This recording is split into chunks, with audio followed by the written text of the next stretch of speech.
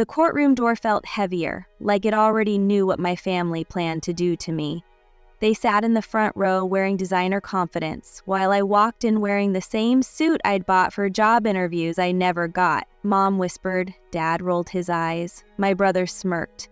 They thought I was walking into my own execution.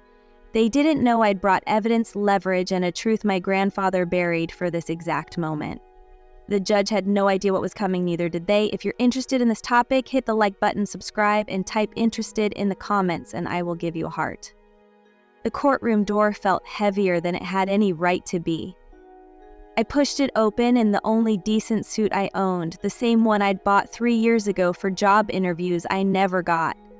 My parents were already seated in the front row, Mom, Dad, and my brother, all dressed like they stepped out of a luxury catalog.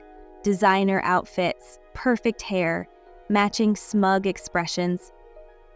Mom noticed me first. She leaned toward Dad and whispered something behind her hand. He didn't even pretend to hide his reaction. He rolled his eyes. Rolled his eyes. Like I was the interruption to his perfect morning. Like I wasn't their daughter walking into court to defend my right to the one thing Grandpa left me.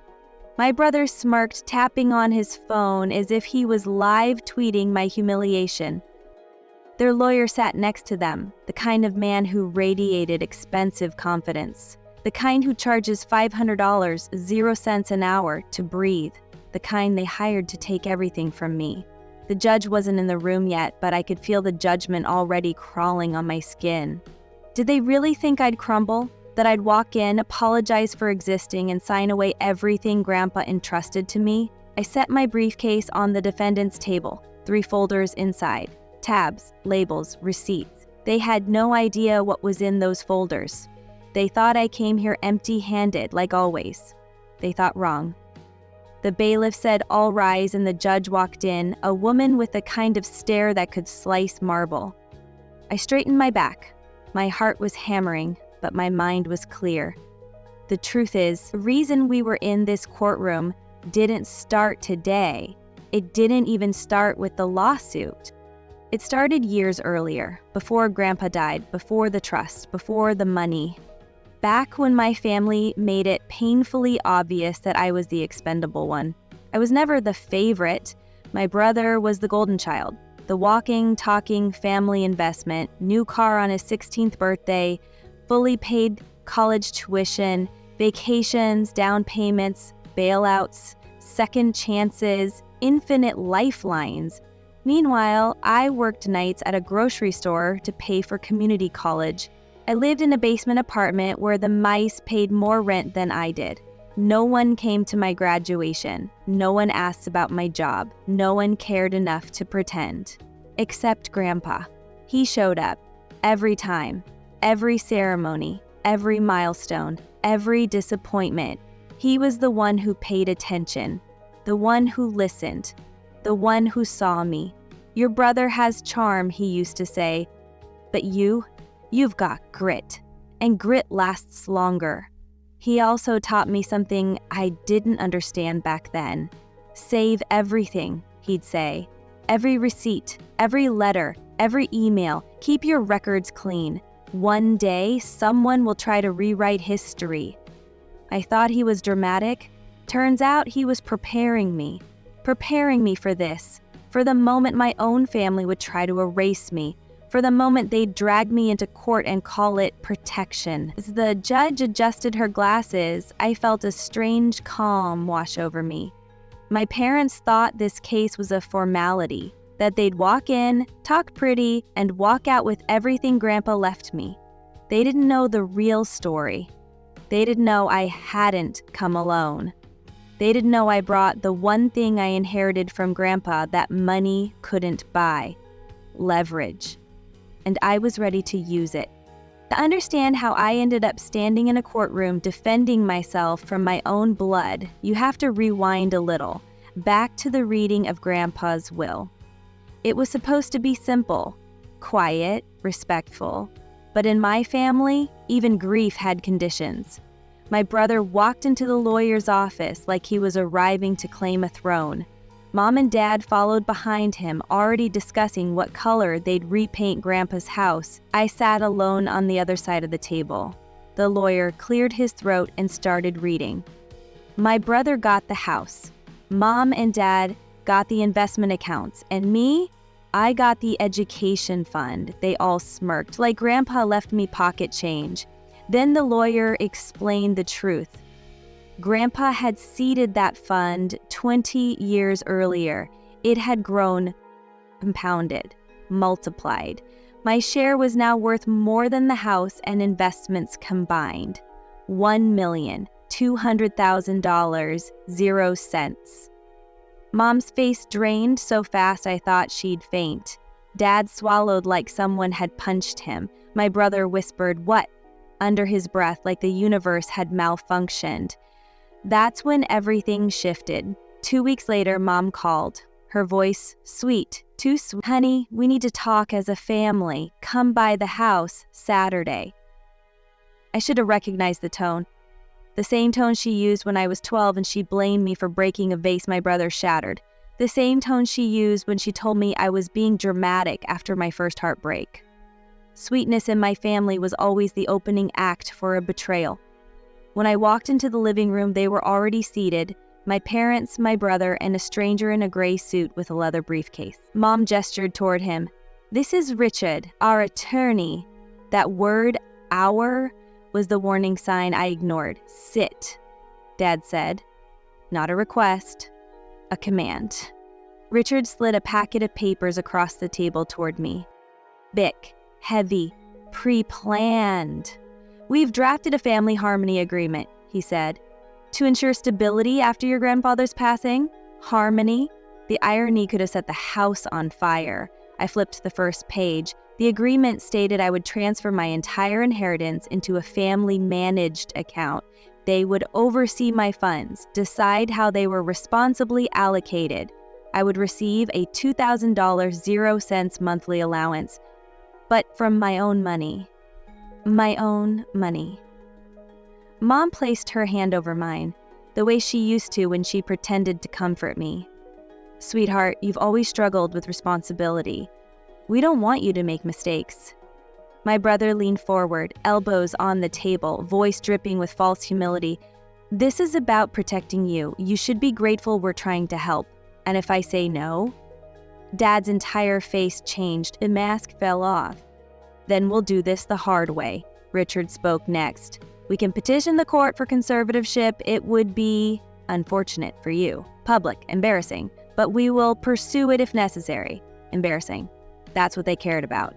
My humiliation, my compliance, my silence. They gave me a deadline, 72 hours. I walked out with the unsigned agreement in my hand. I didn't know whether to laugh, cry, or burn the entire house down out of sheer disbelief.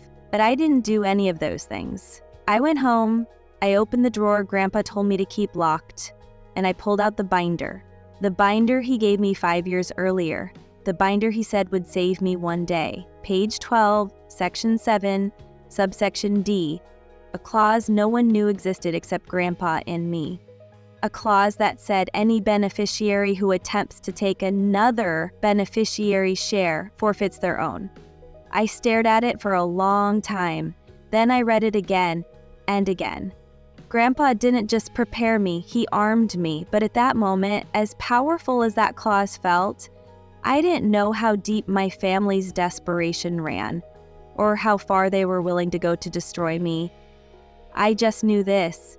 If they wanted war, I wasn't going to show up empty-handed. I was going to show up with proof, receipts, and the one thing they never expected me to have, power. 72 hours later, the knock came. Sharp, loud, official. A process server stood at my door holding an envelope thick enough to choke a shredder. "Are you?" He read my full name like it was a criminal record. The respondent? Respondent. That stung more than their betrayal. I signed. My hand shook as I tore the envelope open. 14 pages. 14 pages of lies. They had filed for conservatorship. My own parents were asking the court to declare me financially incompetent. Unable to manage my own life, they accused me of reckless spending. Funny, considering I was the one who worked double shifts while my brother got a BMW for passing algebra. They accused me of poor judgment, as if I hadn't been the one who paid my way through school while they funded my brother's vacations. They claimed I was emotionally unstable, because apparently setting boundaries made me a danger. I read each line until my eyes blurred. Every accusation was signed, notarized, stamped into permanence. They weren't just trying to control me, they were trying to erase me. As I sat on my couch, legally labeled as incompetent, my phone rang. My boss, "Can you come to my office?" Her tone told me everything before I arrived.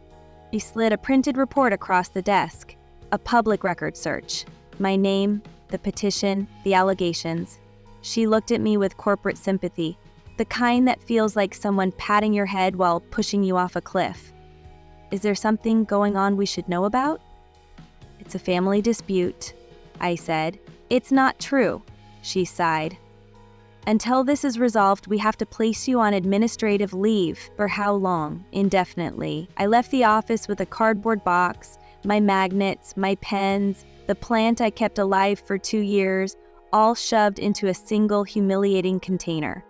As I walked to my car, my phone buzzed. A notification. My brother had posted on Instagram. A photo of Grandpa smiling, years old, stolen, manipulated. The caption read, "Honoring Grandpa's real wishes, protecting the legacy he trusted us with."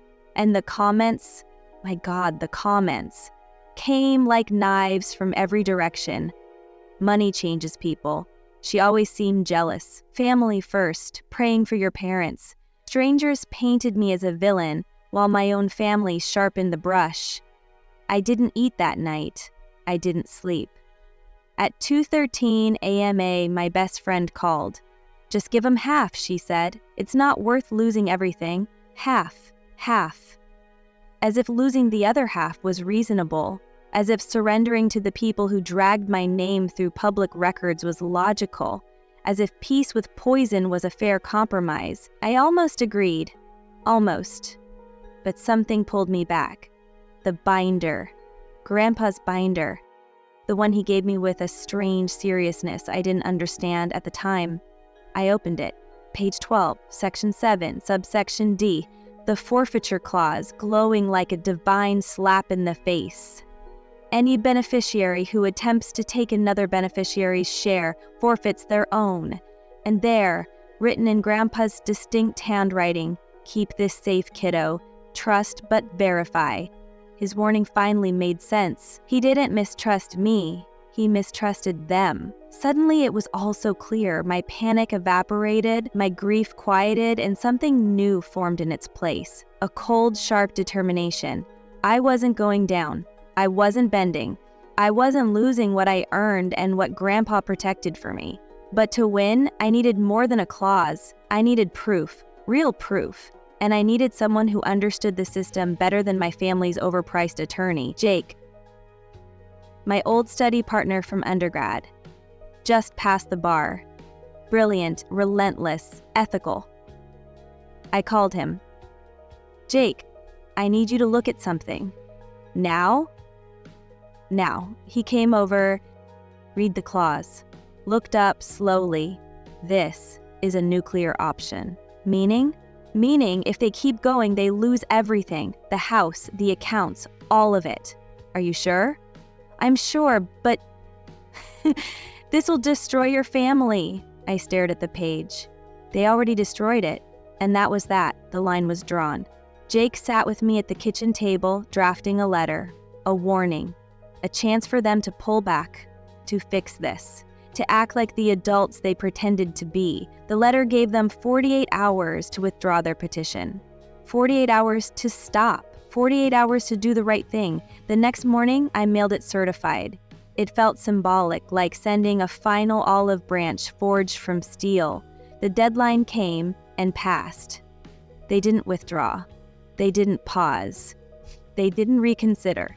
Instead, they doubled down. Richard filed an amended petition, this one even uglier than the first. They now claimed Grandpa was mentally unfit when he created the trust, that I had manipulated him, coerced him, taken advantage of him. I laughed the kind of laugh that isn't really a laugh, more like a short, sharp exhale of disbelief. They were rewriting history, turning love into deception, turning my bond with Grandpa into a crime. And they thought I'd crumble. They truly believed I'd fold under pressure like I always did growing up. They didn't realize something important. That version of me, the quiet one, the compliant one, the peacemaker, died the moment they filed that petition. And the woman who replaced her wasn't afraid of them, wasn't controlled by them, wasn't theirs anymore. They wanted a war? Good. I wanted one back. The week before the hearing was the kind of chaos that doesn't just rattle your life, it rewires your brain. My phone wouldn't stop buzzing. Texts, calls, notifications. People I hadn't spoken to in years suddenly had opinions about my mental stability. My cousin posted a TikTok saying she was heartbroken to see me destroy the family. I sat on my couch, staring at that screen like it was a bad joke, as if I had filed the petition against myself, as if their signatures weren't plastered all over the documents trying to strip me of control over my own money, my own future, my own autonomy.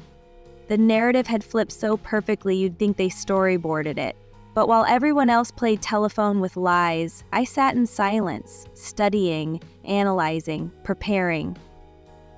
Because while they were busy crafting pity posts and perfecting victimhood, I was digging. I pulled up public records again, this time with intention.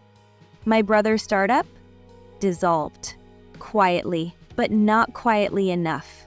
47 unpaid invoices, lawsuits, a default judgment for $340,000, 0 cents. My parents' house? I found a foreclosure notice logged 6 weeks earlier. They were 90 days from losing it. Dad's investment account liquidated. Margin calls, losses. Desperation hidden behind designer clothes and Instagram smiles. And suddenly, the math aligned. Their share of the trust wasn't enough to save them. But mine was. They didn't see me as a daughter. They saw me as a bailout package. A walking, talking financial solution, not a person. An emergency fund with feelings they didn't factor in. That realization burned hotter than anything they'd done so far.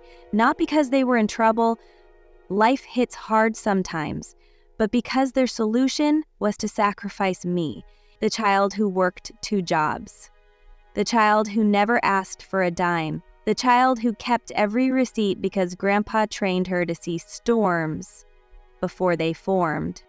And they wanted to drown me to stay afloat. But if they thought I would let them take everything, they forgot who raised me. They forgot who taught me to read contracts, analyze inconsistencies, question everything. They forgot Grandpa. His voice in my head was calm, steady, firm. Trust, but verify.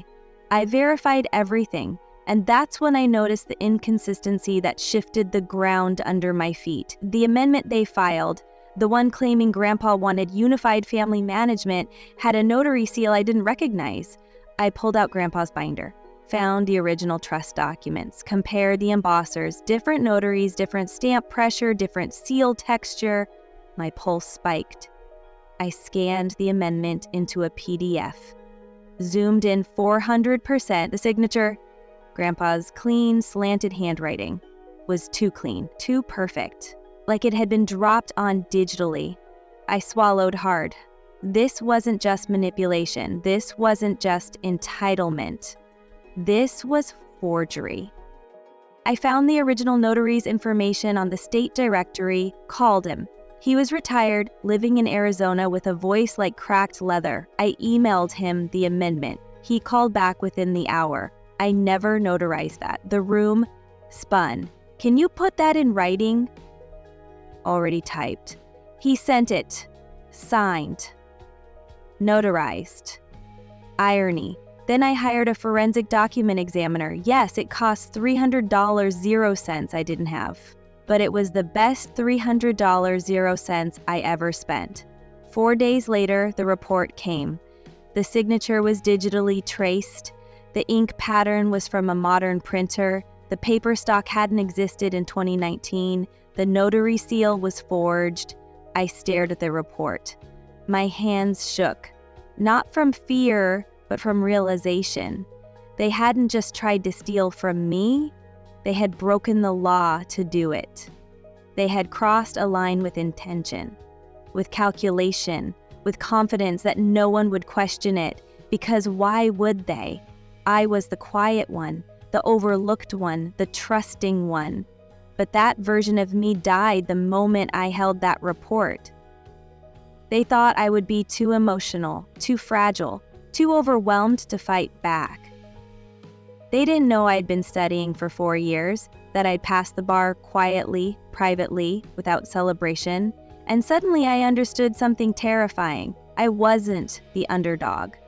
I was the threat they underestimated, and once they did that, the outcome was already written. So I drafted something new. Not a message, not a warning, a counter-petition. Fraud, breach of fiduciary duty, enforcement of the forfeiture clause, and a motion to freeze all trust distributions. Every penny, every asset, frozen. I filed it electronically at 11:43 p.m., my bar number at the bottom, my name, followed by 3 letters they never expected to see, ESQ. The confirmation email hit my inbox. I sat back, breathed. For the first time since this nightmare started, the fear disappeared, replaced by something stronger, sharper, unbreakable. They wanted to put me in a conservatorship. They wanted to control me, silence me, reduce me, ruin me. But now the woman walking into that courtroom wasn't a victim. She was an attorney, a strategist, a storm wearing heels. And they were about to find out exactly what kind of daughter they raised. If you were in my place, knowing what you now know, would you have given them mercy? Or would you have done what I did, pick up the sword they forged and turn it toward the ones who made it necessary? The morning of the hearing felt like the world was holding its breath. The sky was gray, the kind that makes everything look colder and more unforgiving. Perfect mood lighting for a family implosion. I woke up before my alarm, already dressed in the navy suit I'd pressed the night before. Hair tied back, makeup minimal, expression unreadable.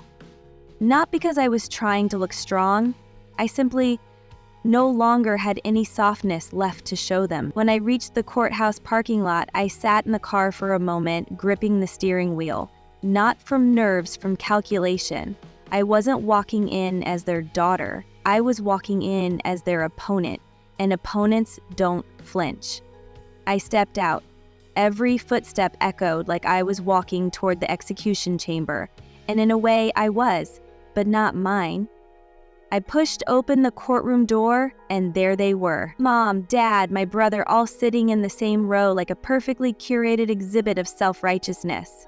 My brother wore a watch worth more than my monthly rent. Dad wore a suit carefully tailored to hide debt and desperation. Mom wore pearls, the same set she used to put on whenever she wanted to look morally superior. They looked up. Mom's smile was tight, performative. Dad's jaw clenched. My brother gave me a smug half nod, the kind people give when they think they've already won. But what really caught my attention was Richard, their lawyer, sitting beside them, flipping through papers with a confidence that wouldn't survive the next hour. I walked to my table without acknowledging them, placed my briefcase down, and organized my folders, blue for the forfeiture clause, red for the forensic analysis, black for the original documents. My hands didn't shake. They expected me to be fragile, rattled, intimidated, but I felt nothing except clarity. The bailiff called the room to rise. The judge walked in, an older woman with sharp eyes and an expression that could slice through lies like butter. She sat. We sat. An air tightened. "This is the petition for conservatorship filed by Linda and Robert," the judge began. Then she looked straight at me. And I see we also have a counter petition filed by, her eyes paused on the signature line, by the respondent herself. Mom's head snapped toward me so fast she almost strained her neck. Dad blinked, hard. Richard stiffened. My brother's smirk cracked. The judge narrowed her eyes. Ms. _______, are you represented by counsel or are you appearing on your own behalf? I stood, spine straight. Your Honor, I am counsel of record. A beat of silence, then another, then a third, heavier than the first two combined. The entire front row, my family, froze as the judge asked, "You're an attorney?" "Yes, Your Honor."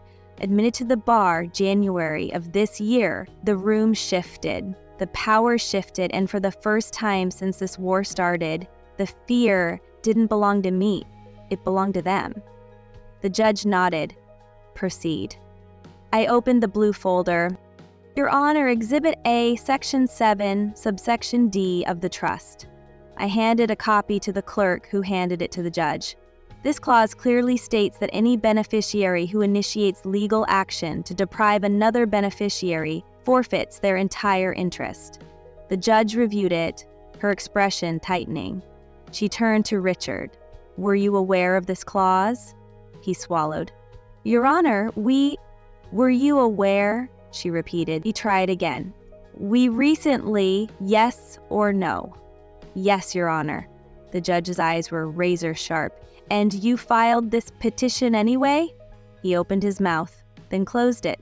Mom gripped her handbag. Dad shifted in his seat. My brother wiped his palms on his trousers. I opened the red folder. Your Honor, Exhibit B, the trust amendment submitted by the petitioners claiming my grandfather wanted unified family management. I placed it on the projector, and Exhibit C, affidavit, from the original notary stating he never notarized this document. The judge examined the affidavit. Her jaw flexed. I continued before they could breathe. Exhibit D, forensic document analysis detailing that the signature was digitally traced, the notary seal was forged, and the paper stock was manufactured 3 years after the alleged signing date. The judge stared at the report, then at my parents. Is there an explanation for this?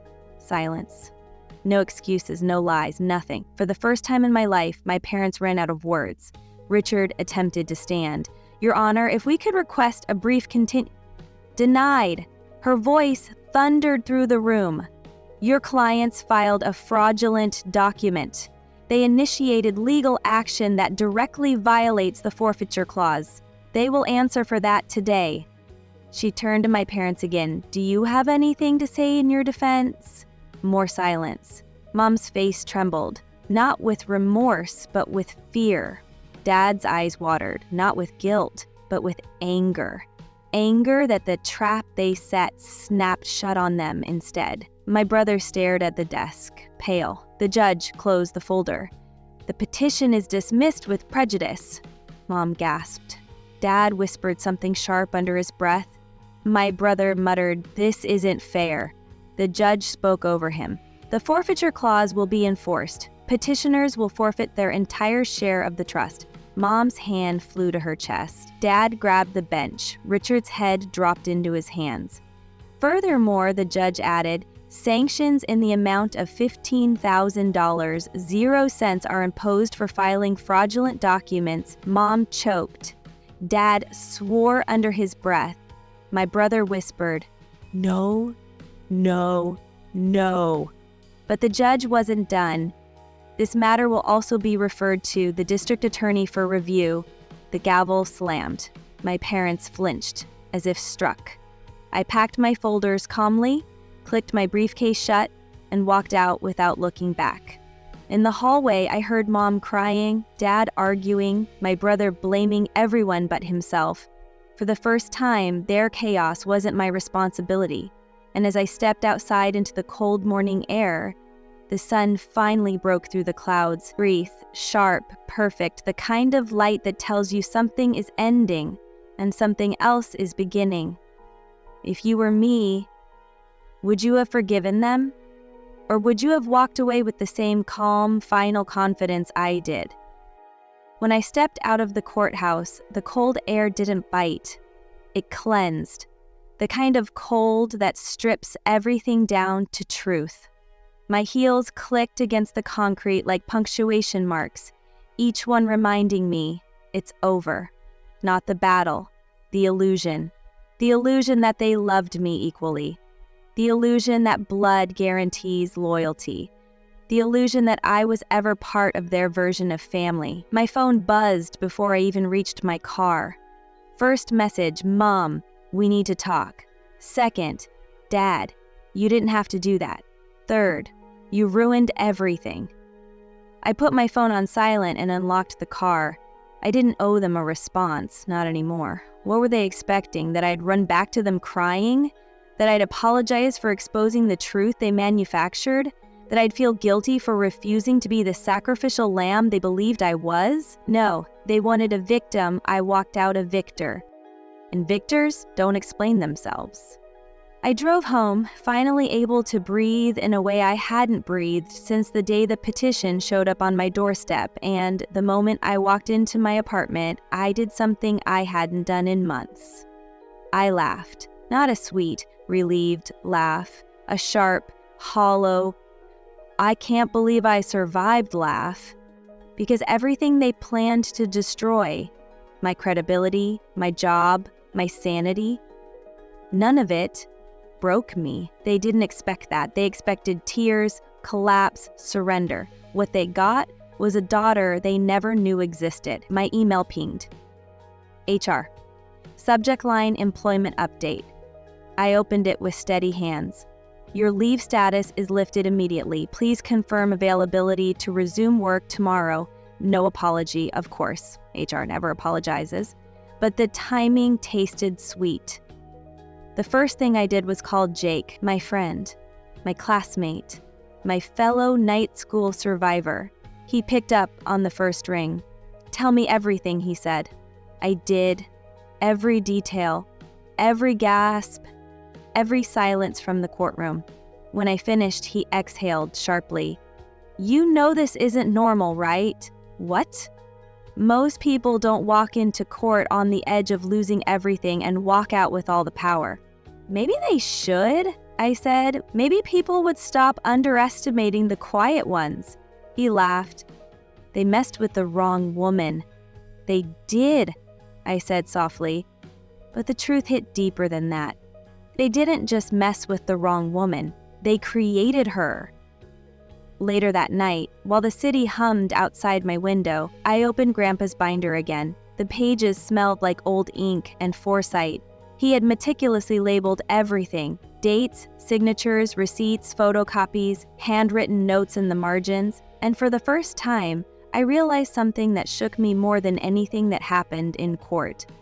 Grandpa saw this coming. He knew who his son was. He knew who his daughter-in-law was. He knew who my brother would grow up to be. And still, he left me the tools, the protections, the claws, the warning. He didn't just leave me money, he left me armor. I ran my fingers over the words he wrote. Trust, but verify. I verified. Grandpa, I whispered. And I won. My phone buzzed again, but this time it wasn't my parents. It was my brother. A voicemail. His voice was shaky. Something I'd never heard from him. Can we talk? Please? I didn't think it would go this far. The hypocrisy almost made me laugh. Didn't think it would go this far? He asked a judge to declare me incompetent. He signed fraudulent documents. He posted online implying I had manipulated Grandpa. He tried to take everything from me. But now he wanted to talk. No, he wanted relief, a safety net, a bailout. And I was done being a net. I didn't call him back. I didn't owe explanations to people who weaponized my silence. Instead, I called the scholarship foundation manager listed on Grandpa's original trust. I asked about setting up a fund in his name for first-generation college students who worked nights, just like I had. I could feel him smiling wherever he was, and I knew This was the ending he wanted. Not revenge for me, redemption for him.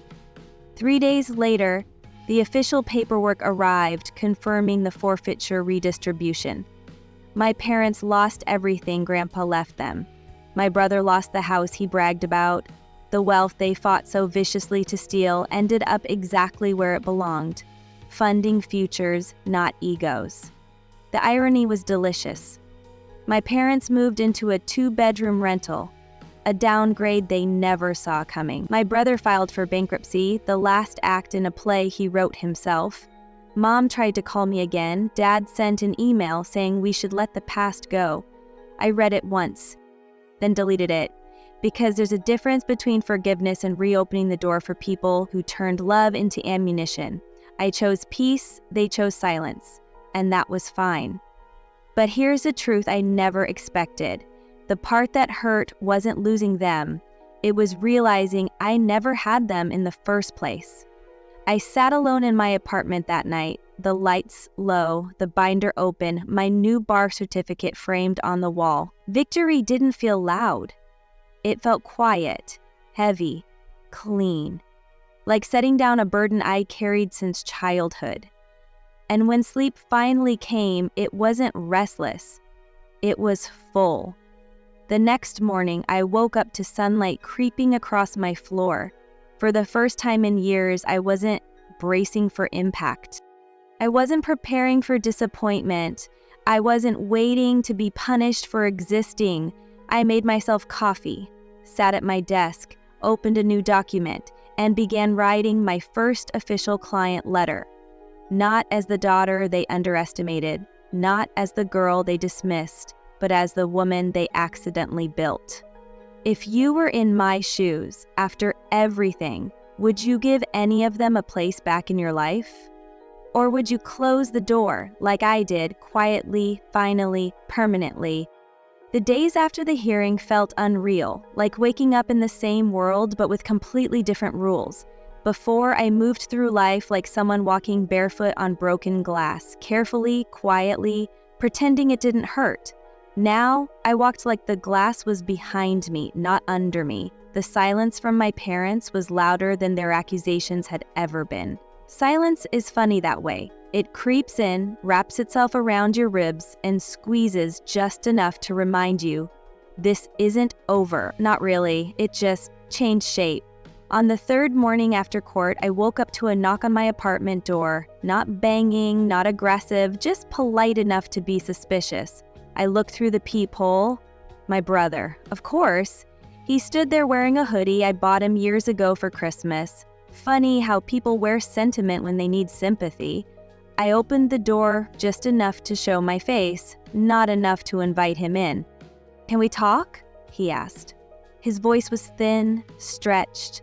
I didn't answer, just stepped aside to let him decide how far he wanted to push. He walked into the living room and stood in the center, as if waiting for someone to give him permission to sit. I didn't. Let him feel the lack of comfort. He started, rubbing his hands together. I wanted to explain. I raised an eyebrow. "No, you don't," I said. "You want absolution. And those aren't the same thing." He blinked, stunned that I wasn't offering my usual soft landing. "We thought..." "Stop," I cut in. "You thought I wouldn't fight back. You thought I'd fold. You thought I'd be the same girl who let you take the bigger bedroom, the last slice, the spotlight, the praise. You thought I'd be quiet." "I didn't think it would go this far," he said, voice cracking. "You forged documents," I said coldly. "You submitted them to a court. You tried to take away my autonomy. You let mom and dad smear me online. How far did you think it would go?" He didn't answer, because there was no answer that didn't make him look monstrous. He shifted, eyes darting around my apartment. "I lost everything," he whispered. "My house, my accounts, everything." I didn't flinch. "Consequences aren't cruelty," I said. "They're clarity." He sat on the edge of the couch. "Mom's blaming dad, dad's blaming me. They're fighting nonstop, they're scared."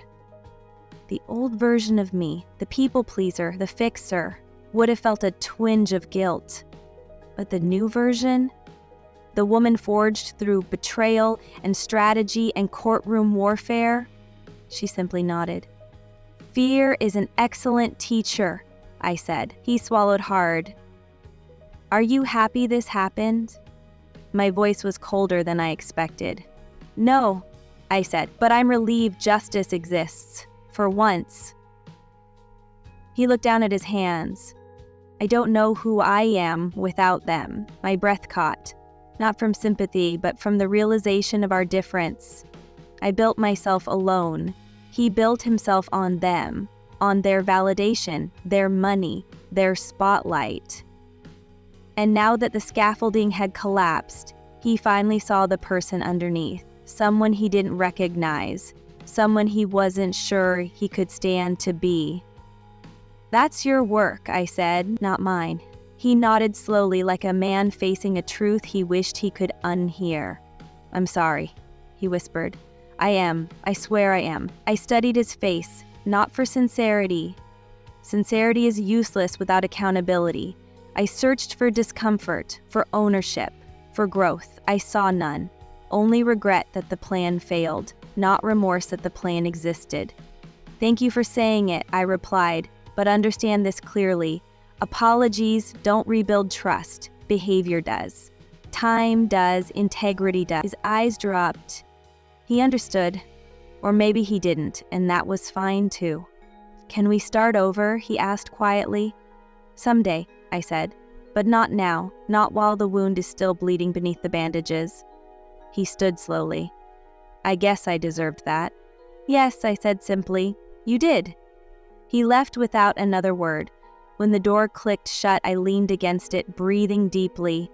It didn't feel triumphant, it felt necessary. Growth is rarely glamorous. Sometimes it just looks like telling someone they can't come back yet. That evening, I got an email from the Scholarship Foundation. The first 5 recipients of the Grandpa Legacy Award had been selected. 5 students who worked nights just like I did. 5 letters explaining their dreams, their obstacles, their grit.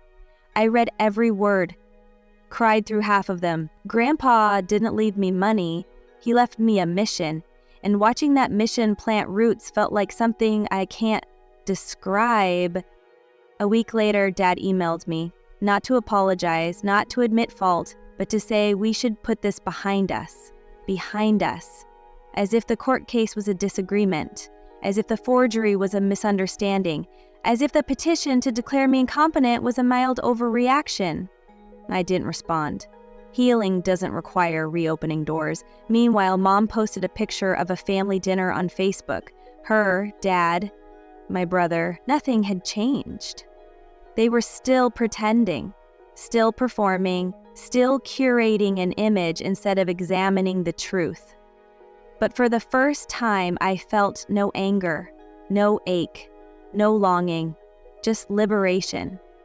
Because I realized something vital, something so freeing I wished I learned it years ago. You don't owe loyalty to people who weaponize your love. That night, I lit a candle, sat at my desk, and drafted my new firm's mission statement. Protect those who were told to stay quiet, a nod to my past, a promise to my future, and a warning to anyone who tried me again. If you were me, would you have let your brother back in? Or would you have held the line like I did, knowing boundaries are sometimes the only form of love you can offer yourself? The days that followed didn't feel like victory, they felt like aftershocks, the kind that rattled the windows even after the earthquake is long gone. I kept waiting to feel normal again, whatever that meant, but normal doesn't return after betrayal. You build something new, brick by brick out of the rubble, and that's exactly what I did. I threw myself into work, into structuring my new practice, into writing policies and procedures that no one but me would ever see. It wasn't about clients yet. It was about reclaiming control. Control over my hours, my future, my identity. Every time I opened a file or drafted a clause, I felt a small piece of myself return. Pieces I didn't even know my family had chipped away over the years. One night, while reviewing a case, I caught myself smiling. Not because of the legal work, because of the silence, the absence of chaos, the absence of phone calls demanding I fix a problem I didn't create, the absence of emotional labor they'd always assumed they were entitled to. Then my phone buzzed. A number I recognized, my aunt, the mediator of the family, the woman who always said, "Let's keep the peace," even when the peace was just me swallowing every insult. I hesitated but answered. "Sweetheart," she said softly, "I heard what happened. I'm calling because your mother is devastated." I closed my eyes and inhaled slowly. Here it comes. "She says you embarrassed the family," she continued, "in front of a judge in public. People are talking." "Good," I said. "Let them talk." My aunt gasped like I slapped her. "You don't mean that." "I do," I replied. "What did they expect would happen?" "They brought me to court." "They didn't think you would fight like that." "Exactly," I said. "They never expected me to fight at all." She sighed heavily. "You know how your mother is. She panics." "She forged documents," I reminded her. "Panicking is misplacing your keys. This was a felony." Silence. "Then she wants you to come over. Talk things out. Put this behind you." I almost laughed. "Behind us." Everyone kept using that phrase, like the past was a carpet you could sweep crimes under. "I'm not going," I said. "Not now. Maybe not ever." "Family is everything," she whispered. "Not my everything anymore." Another silence. A longer one. "You've changed," she finally said. "Yes," I answered. "That was the point." After we hung up, I sat on my couch staring at the city lights through my window. I felt something I wasn't expecting. Not guilt, not sadness, grief. The grief of accepting that I had no family left except the one I was building for myself. The grief of realizing I was finally free. Freedom and grief often hold hands. No one tells you that. The next morning, I visited Grandpa's grave for the first time since the court hearing. I brought coffee, black, no sugar, the way he liked it. "I did it," I whispered. "Everything you prepared me for. I did it." The wind rustled the trees, and for a moment, I could almost hear his voice. "Grit lasts longer." I touched the headstone. "You knew," I said. "You knew they would do this, and you protected me anyway." As I walked back to my car, a strange feeling washed over me. Something warm, something like closure, but not complete, not yet. Later that afternoon, I received a letter, handwritten, from my mother. The handwriting was shaky, uneven, as if each stroke was a battle. I sat on my bed and read it slowly. "I don't know who you've become," it said. "You've turned cold. You've turned your back on us. I don't understand why you would fight us in court when we were trying to help you. Help me." The delusion was suffocating. Then the last line, "We need you. Your brother needs you. The family is falling apart." There it was. The truth slipped through accidentally. They didn't miss me. They missed my utility, my silence, my compliance, my wallet. I folded the letter neatly and placed it back in the envelope, not to save it, to remember what manipulation looks like on paper. That evening, I got a different message, a text from one of the scholarship recipients. "Thank you," it said. "You changed my life." Just 2 sentences. But they meant more than anything my family had written in decades, because that, unlike everything my parents ever said, was real. And that night, as I sat on my couch eating takeout and reviewing client inquiries that were starting to trickle in, something clicked into place inside me. A shift, a pivot, a realization so sharp it almost hurt. I didn't lose a family. I escaped one. The next day, my best friend came over with a bottle of wine and a takeout bag. She didn't ask how I was coping. She didn't tiptoe around the subject. She just said, "Sit, drink, tell me how it feels to win." I told her everything. The courtroom, the forged documents, the fallout, the silence. When I finished, she leaned back on the couch and said, "You know what your problem was?" I raised a brow. "You thought loyalty meant sacrificing yourself," she said.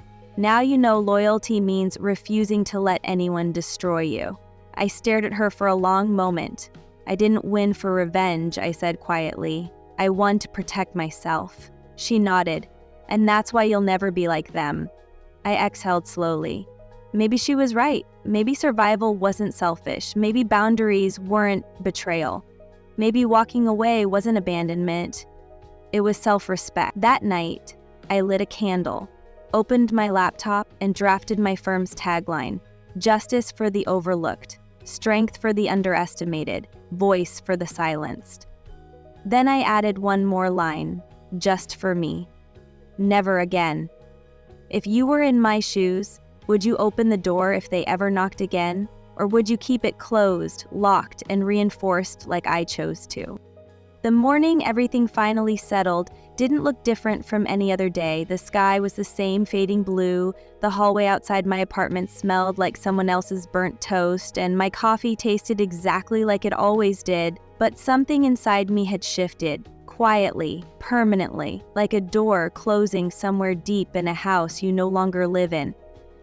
I opened my laptop to check emails for my new practice. 6 new inquiries overnight. 3 estate disputes, 1 custody complication, 1 prenup rewrite, and 1 message simply titled, "I heard what you did."